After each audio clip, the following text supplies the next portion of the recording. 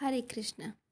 हम बात कर रहे हैं भगवान विष्णु के 24 अवतारों की। पिछले वीडियो में आपने भगवान विष्णु के 12 रूपों के बारे में जाना। तो चलिए आज हम बाकी के 12 रूपों के बारे में जानकारी प्राप्त करते हैं। मोहिनी अवतार। धर्म ग्रंथों के अनुसार समुद्र मंथन की क्रिया समुद्र में छुपे रत्नों व अन्य अनमोल वस्तुओं को पाने के लिए की गई थी। इस क्रिया से बहुत कुछ प्राप्त किया गया, जैसे ऐरावत हाथी, पारिजात फूल, कामधेनु गाय और बहुत कुछ। और सबसे अंत में भगवान धन्वंतरी अपने हाथों में अमृत कलश लेकर निकले। जैसे ही राक्षसों ने अमृत कलश देखा, सब उसकी ओर दौड़ पड़े। देवता बोले, हम समस्त विश्व का कल्याण करते हैं, इसलिए हम लेंगे। राक्षस बोले, हम देवताओं से अधिक बलवान हैं, इसलिए हम लेंगे। सब में युद्ध छिड़ गया कि आखिर अमृत कलश कौन लेगा। आप बताइए, आपके अनुसार अमृत कलश किसे मिलना चाहिए, राक्षसों को या देवताओं को? सब यही सोच रहे थे कि इस समस्या का क्या समाधान हो सकता है। सब ने भगवान विष्णु से प्रार्थना की कि राक्षसों से अमृत कलश की रक्षा की जाए। यदि राक्षस अमर हो गए तो विश्व हमेशा के लिए संकट में आ जाएगा। तब प्रभु ने लिया अपना 13वां अवतार, मोहिनी अवतार। यह भगवान विष्णु का एकमात्र स्त्री अवतार है। यह अवतार देखकर सभी मोहित हो जाते हैं। भगवान ने मोहिनी के रूप में राक्षसों व देवताओं से कहा कि अमृत कलश उन्हें दे दें और वे स्वयं बारी बारी से सबको अमृत कलश दे देंगे। सब उन्हें देखकर मोहित हो गए थे और उनकी बात मान ली।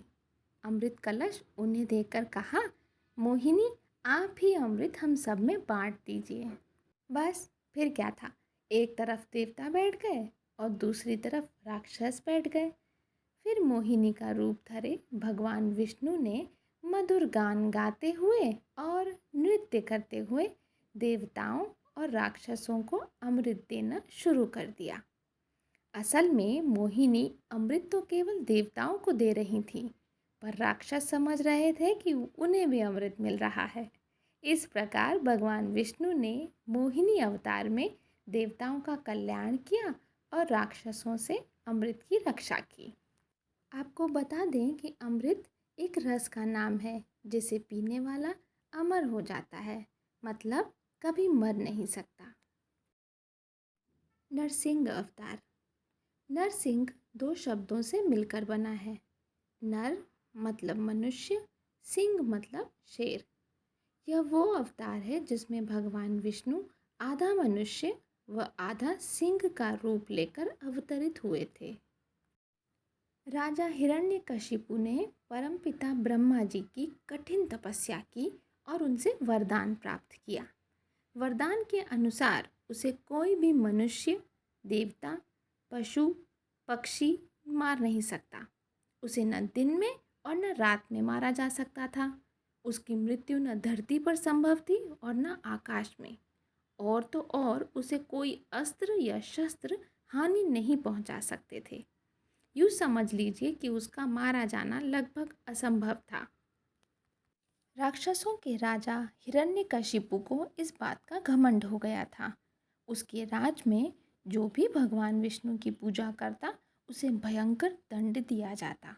उसके पुत्र का नाम प्रहलाद था। वह भगवान विष्णु का बहुत बड़ा भक्त था। हमेशा भगवान विष्णु की पूजा करना चाहता था, पर हिरण्यकशिपु उसे भगवान विष्णु की पूजा करने ही नहीं देता था। बहुत समझाने पर भी जब प्रहलाद नहीं माना, तब उसे मृत्यु दंड दिया गया। पर भगवान विष्णु कोई न कोई चमत्कार करके अपने भक्त प्रहलाद की रक्षा कर लेते थे। तंग आकर एक दिन हिरण्यकशिपु ने स्वयं प्रहलाद को मारने की कोशिश की। वो प्रहलाद को मारने ही वाला था कि तभी भगवान विष्णु नरसिंह अवतार लेकर खंबे के अंदर से प्रकट हो गए। उन्होंने हिरण्यकशिपु को अपनी गोद में रखा और अपने नाखूनों से हिरण्यकशिपु का वध कर दिया। ये था एक और चमत्कार प्रभु विष्णु का, जहाँ न्याय भी था और ब्रह्मा जी के दिए वरदान का सम्मान भी था। वामन अवतार। सतयुग में प्रहलाद के पोते दैत्यराज बलि हुए। उन्होंने स्वर्गलोक पर अपना अधिकार कर लिया और देवताओं को बाहर कर दिया।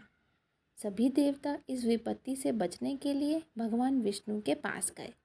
तब भगवान विष्णु ने कहा कि मैं स्वयं देव माता अदिति के गर्भ से जन्म लेकर स्वर्ग का राज तुम्हें वापस दिलवाऊंगा। और वही हुआ।